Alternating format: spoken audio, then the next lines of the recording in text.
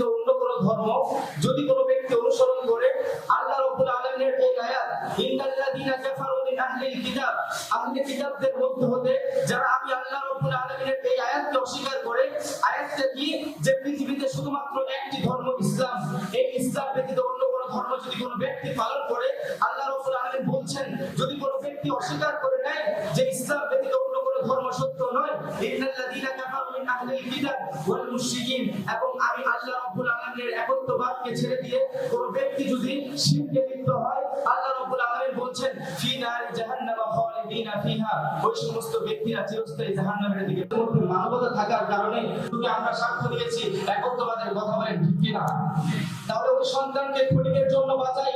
আপনার আমার প্রতিবেশীর আজ বাড়িতে যদি আগুন ধরে যায় তখন তো দেখি না হা হা ওই বাড়িটা তো হিন্দু না, যাওয়া যাবে না, কারণ তাকে বাঁচানোর জন্য তো তখন উন্মাদ হয়ে যায়, প্রতিবেশী থেকে যেভাবে হোক আগুন থেকে রক্ষা করার জন্য চলে যাই, যাই কি না? তাহলে ক্ষণিকের আগুনের জন্য তাকে বাঁচানোর জন্য আমরা উন্মাদ হয়ে যাচ্ছি, অথচ চিরস্থায়ী জাহান্নামের দিকে চলে যাবে।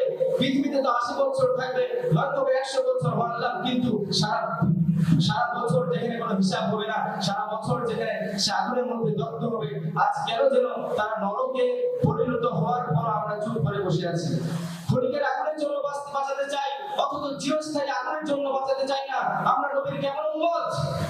আজ আমাদের সকলের মাঝে একটা ভুল ধারণা ঢুকে গিয়েছে, কি জানেন?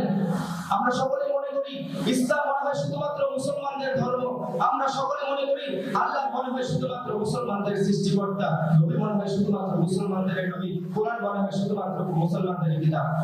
আরে ভাই নয়, যদি তাই হতো আল্লাহ রাব্বুল আলামিন পবিত্র কোরআনে বলতেন না যে ইন্নাদ দীনা ইনদাল্লাহিল ইসলাম, আমি আল্লাহ রাব্বুল আলামিনের কাছে একমাত্র ধর্ম হচ্ছে ইসলাম।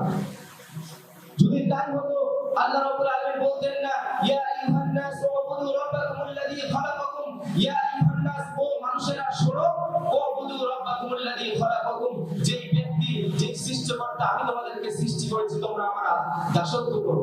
ওই আল্লাহ তো বলেননি ইয়া আইয়ুহাল মুসলিমুন উবুদুল্লাহা রাব্বাকুম, ও মুসলমান শোনো তোমরা আমার ইবাদত করো। ওই মুসলমানদেরকে তো আল্লাহ তাআলা খাস করেনি, বলছেন তো নাস বলতে কি সেখানে ইহুদি রয়েছে, সেখানে খ্রিস্টান রয়েছে, সেখানে হিন্দু রয়েছে। তাহলে এই ইসলাম তো শুধুমাত্র মুসলমানদের ধর্ম নয়, আল্লাহ মুসলমানদের সৃষ্টিকর্তা নয় শুধুমাত্র, আর নবী মুহাম্মদ সাল্লাল্লাহু আলাইহি ওয়াসাল্লাম শুধু